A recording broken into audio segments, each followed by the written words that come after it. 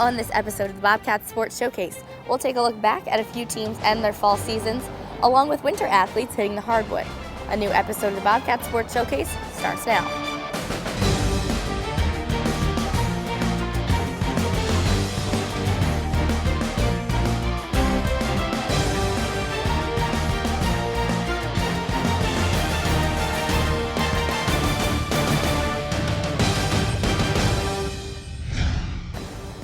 Welcome to another episode of the Bobcats Sports Showcase. I'm your host, Abby Carnevale, and my crew and I have been working hard the past month to give you the best stories Ohio athletics has to offer.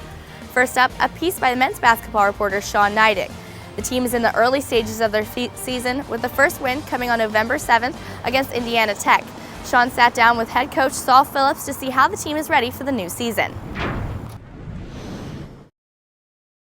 Thanks, Abby. I'm here in the ready room with second-year head coach of the Ohio Bobcat basketball team, Saul Phillips. Saul, you have 1 year under your belt now. What's the one thing that you've learned from your time here in Athens so far? This place is great. Love it here. Want to get the people around here a few more wins. That's goal number one. But honestly, we have tremendous resources here to be able to recruit kids to this campus. I would have wanted to go to school here. So all I have to do is convince kids the same thing, and it's been a fun process. Mm-hmm. So last year might not have turned out the way you wanted it to necessarily, but what's the biggest change or the biggest biggest thing that you took from last year that you're going to apply to this year? Well, I don't think we're changing what we're teaching as much as, obviously there's just a transition in the pieces that you have within the program. And there's an energy, there's a renewed sense of, it's like springtime in the basketball offices. I think you're going to see Tony Campbell play more of a focal role in the offense for us a little bit. Let's talk about Tony. He's kind of took maybe a back seat last year to the senior group that you had. How big is his play going to be, and also his leadership? He's been here now longer than almost anyone else on the team. Yeah, we've got a lot of fresh faces, so he is a legit veteran.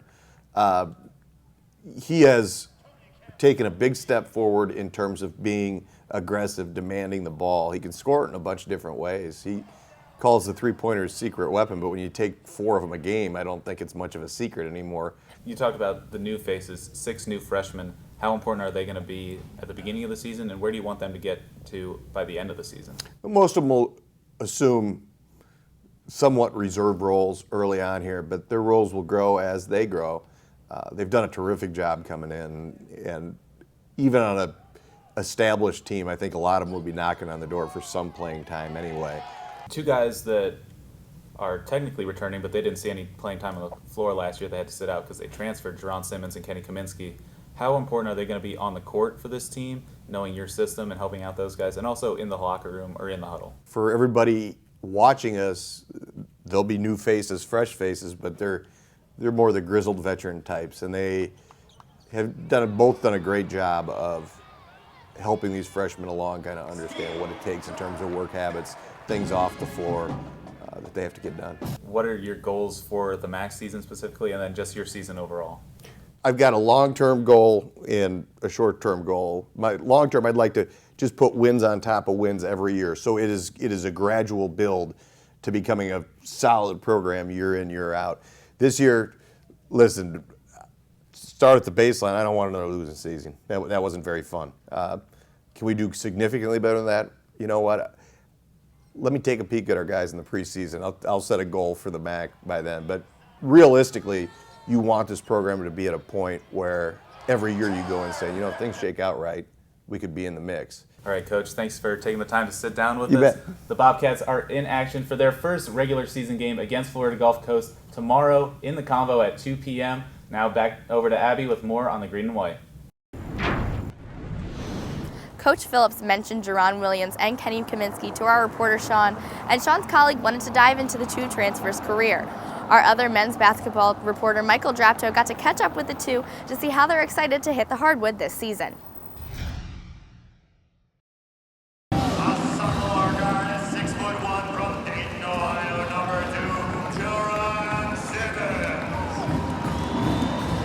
It's been a long time coming, but Jerron Simmons will finally be able to suit up for the Ohio Bobcats this season.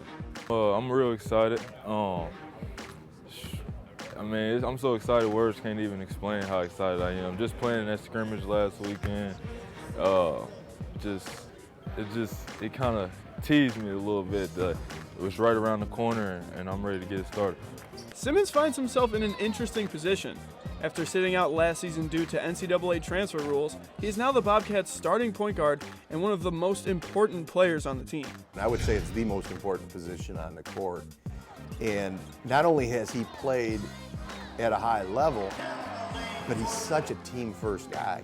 And he's such a get everybody involved kind of guy. That selfless mentality is what makes Simmons so special. And just try to be a leader on and off the court, lead by example, lead by my words, but that's pretty much what I bring. He is the alpha dog by any stretch that you want to use to measure it. There aren't a lot of wasted words out of Jerron, but when he says something, it carries great mass with the guys. It sticks. Simmons' leadership on this young Bobcat team will be vital. Luckily for Jerron, the Bobcats have another experienced transfer on the roster, one that Jerron has a strong relationship with, Kenny Kaminsky. Me and Kenny knew each other before we got here, so when I saw he was transferring, first thing I did, I might have been the first person to call him. And I'm like, this is the place for you, this is where you need to be. While Simmons was more than excited to welcome Kaminsky to the team last year, he had an interesting route to Ohio himself. I got to level with you. I didn't know all that much about him. I had Coach Foose in here saying, yeah, we need this guy. You know, I went to Houston, wanted to come closer to home, so I asked for my release, talked to Coach Phillips, and his energy was hard to deny. When I got really excited about him is after he got here, watched him work, working with him a couple of times. I realized that we might have hit the check. With this week's win against Kent State, the Ohio football team has 6 wins, making them eligible for a postseason bowl. Earlier today, I caught up with some people in the community to see what their thoughts are on the likelihood of OU's bowl chances. Okay, now this is Emma, Lauren, and Jamie, and they're all freshmen here. So ladies, the Bobcats got their 6th win last night, and that means they're officially bowl eligible. Do you think they're going to make it to a postseason bowl, and which one do you think they're going to be at? Well, let's hope so. I have no idea. Oh, yeah. Of course we are. Okay, now I'm alongside Tyler. He's a senior, and he says he has a little bit of knowledge about college football. So the Ohio football team got their 6th win last night, which means they're bowl eligible. Do you think they're going to make it to one, and where do you think they're going to end up going?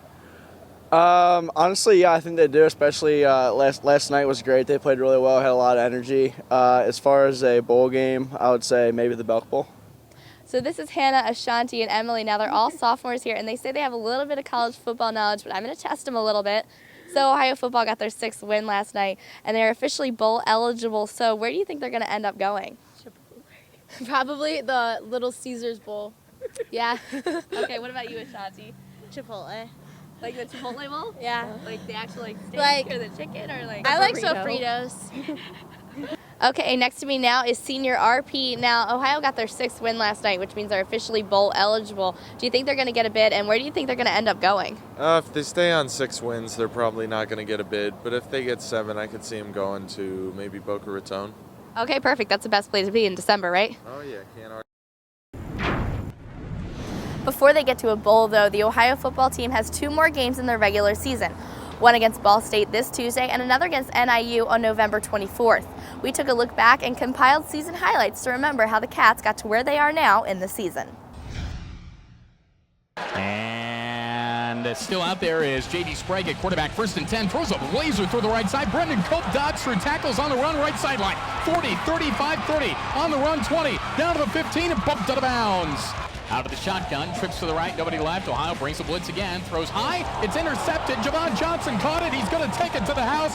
6 for the Cats. Reese claps his hands, takes a snap, has time, looks left, lob, left corner of the end zone. The ball is one-handed in, 6 for the Cats. He made the catch, touchdown Ohio. 31. Vic takes a snap, blitz on. Now he throws left side. It's high. It's reeled in Smith, free of his defender, and runs near sideline and in. 6 for the Cats. How about that? Going for it on 4th down. Is looking dark though. 1st and 10 to the 42. Sweep to the right side. Poppy White through one tackle, far sideline. 1st down. On the run. 30, 25, 20, 15, 10, 5. 6 for the Cats. Trip to the house. 1st and 10 for the Bobcats, rolling to the right side. It's Darius Vick, throws down the right sideline. High grab, reeled in. Oh, baby, what a big-time lead. and a catch by Sebastian Smith. Darius Vick calls for the football. He'll hand it off. Poppy White has daylight on the leaps over a defender. 40, 45, 8-yard line, but holy smokes. Daz Patterson from 30 plus. 2nd and 7, fade left side, one-handed in. Sebastian Smith runs forward, knocked the pylon down. Touchdown, Ohio.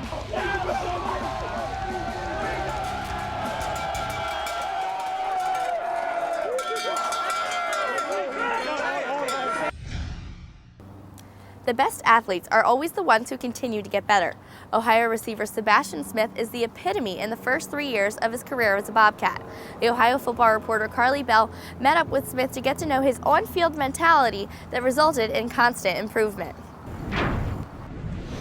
It's just natural instincts. It's just natural for me. Wherever the ball is at, I key in on it, eyes, hands, and I just lock on. That natural instinct has shown tremendously this season for receiver Sebastian Smith.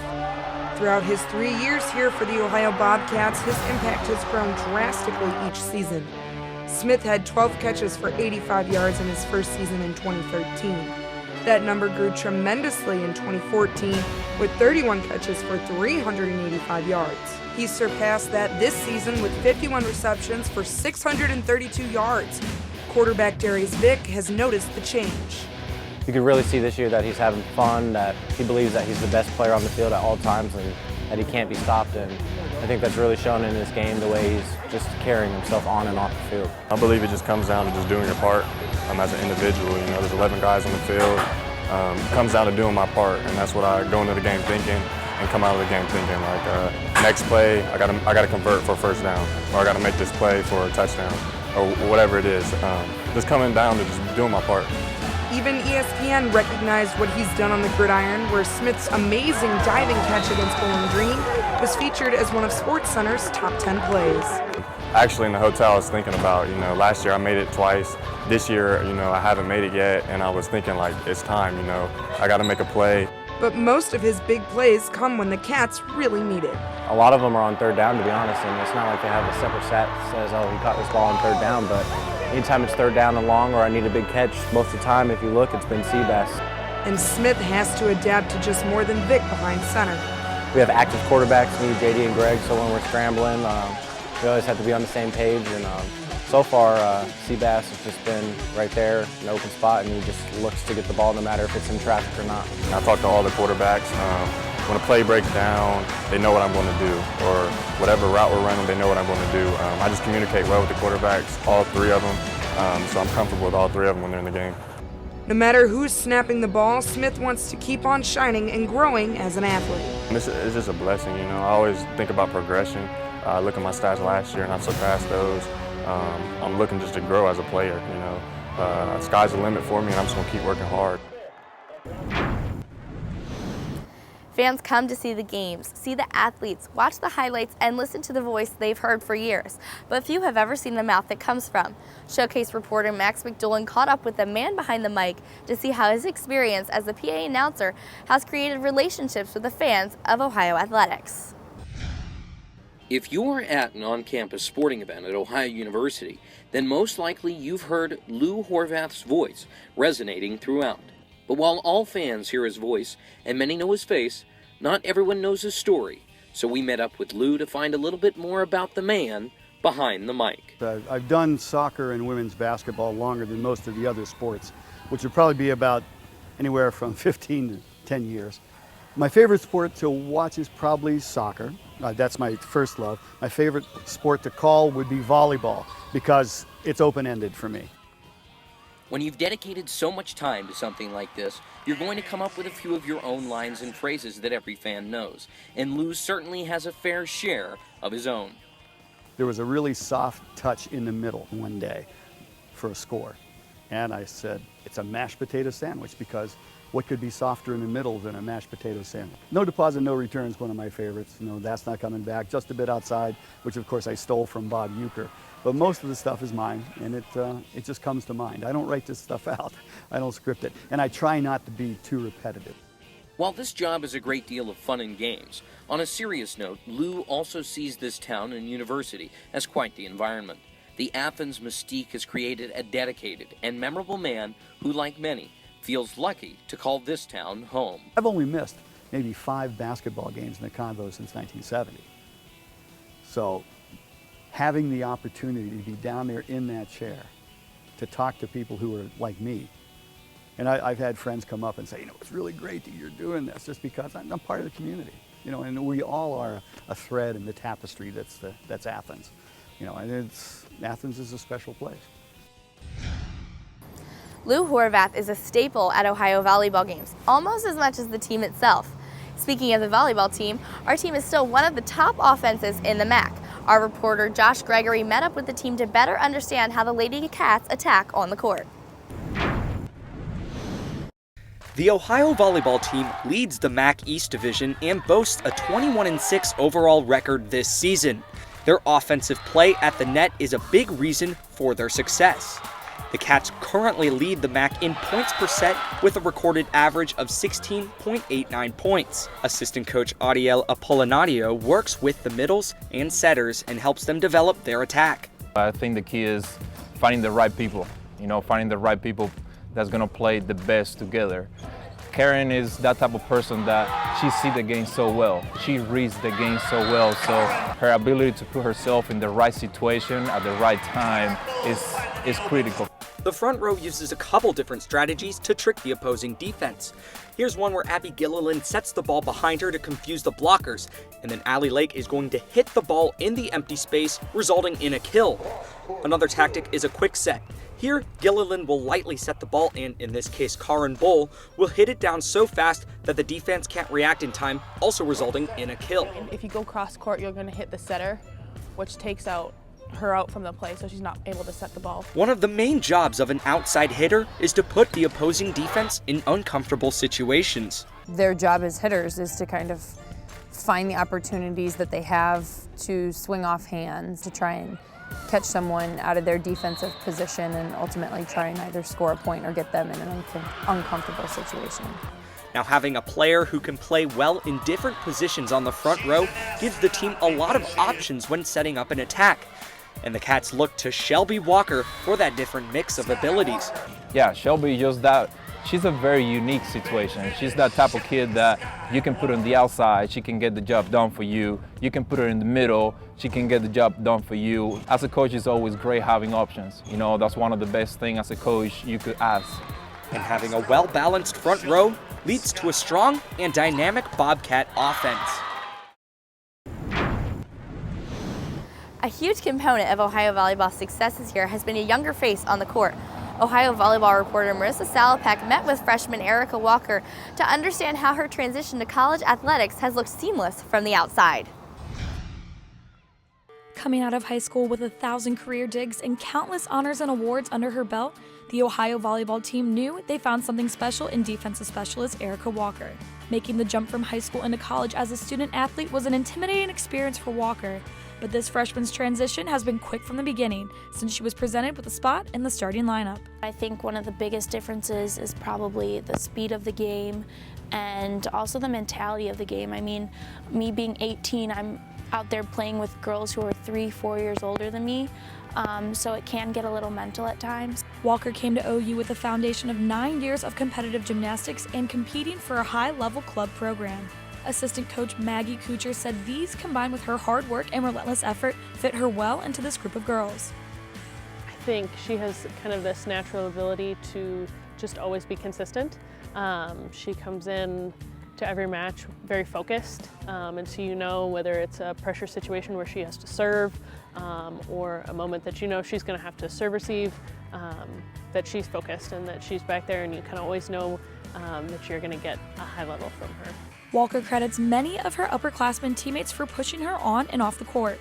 One in particular is senior libero Meredith Ashe, as she refers to Walker as her little sister. In my 4 years, I haven't really had a sister or a defensive specialist that's just strictly a defensive specialist.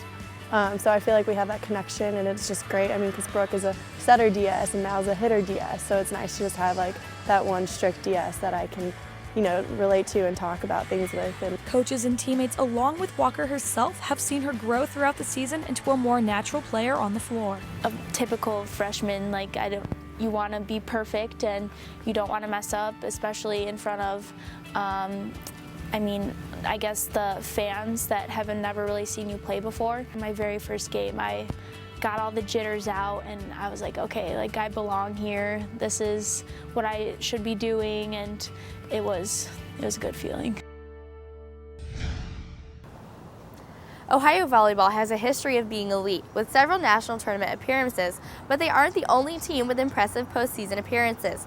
One Ohio wrestler and coach have an ironic relationship that started in the NCAA tournament last year at St. Louis, Missouri. Reporter Nolan Walker has the story.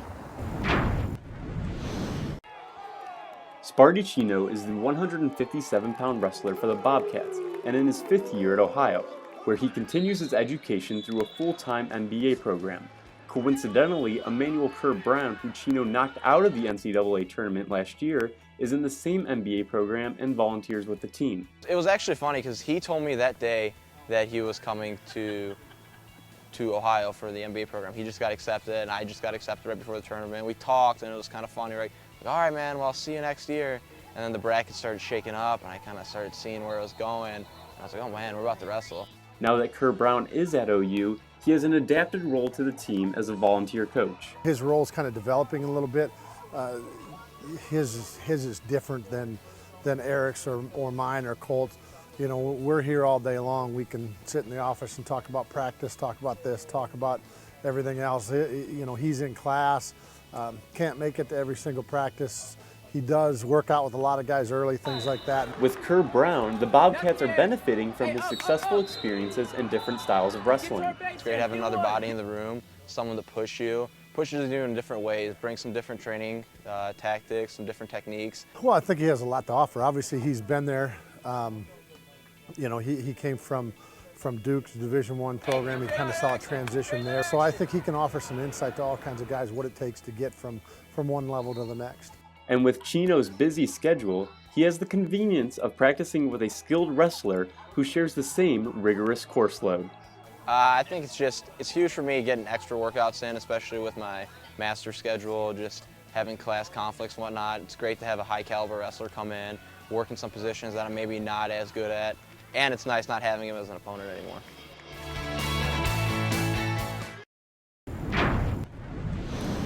We typically only cover Ohio athletics, but there's another team that we're going to work into the mix here. Here at Ohio, we have an outstanding club hockey team, and that's partially because of their ability to play junior hockey before coming to college. Reporter Duncan Goldberg talked to the team to see how the effects of this transitional form of hockey have helped them. Ohio University Hockey has one of the best Division I club programs in the country. One of the main reasons why Bobcat hockey is so outstanding is because of junior hockey. Junior hockey is basically something after high school hockey players do. They go to certain teams, different leagues all across the country, sometimes up in Canada, and you basically just play hockey. It's a stepping stone between high school and collegiate hockey, where players get to mature.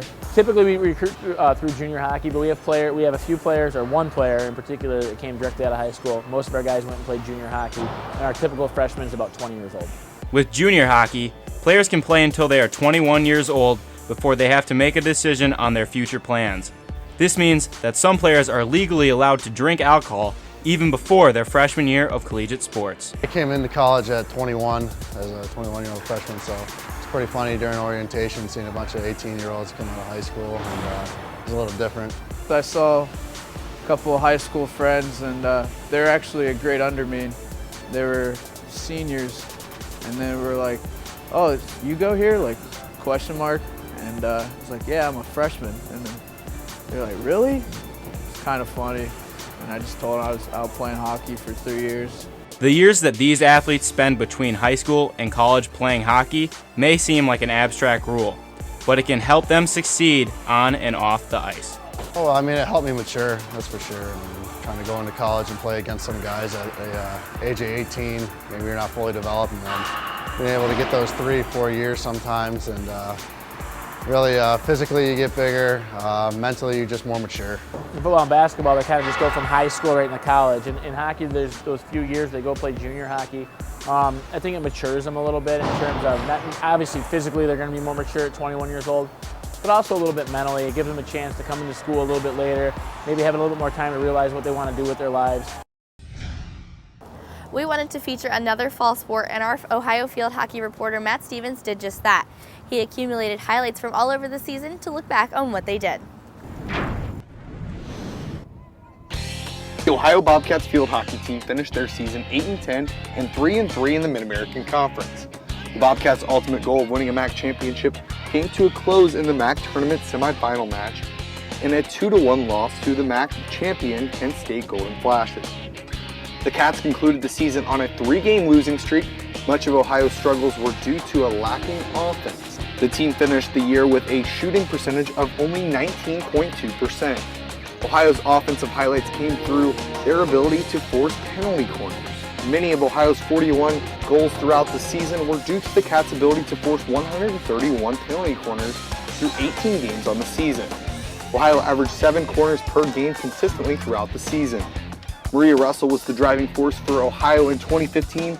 Russell's team-high 12 goals gave her national attention as she finished the season 26th in the country in goals scored and secured a first-team All-MAC selection. Russell's ability to score was due to a keen eye for the net and a shooting percentage of 42.9%. Bobcats senior Adele Salmons concluded her Bobcat career just as she entered an assist machine. Salmons finished the 2015 season as the first Bobcat to record at least 10 assists in a single season since 2011. Salmons notched first-team All-MAC honors to her career resume following a 16-goal career in Athens with a shooting percentage of 54%. Salmons still has one more game as a Bobcat, which she will play in the National Field Hockey Coaches Association senior game on November 21st at the University of Michigan. Luckily for Ohio, next season they will return 16 of their 18 players for another run at a MAC championship. That's all we have for this episode, but in the meantime, give us a follow on Facebook or follow us at Twitter at Bobcat Sports Showcase. You can find more news online at woub.org, but we'll be right back here on your TVs on December 11th at 11 p.m. I'm your host, Abby Carnevale, reminding you in the meantime to fight for the green and white.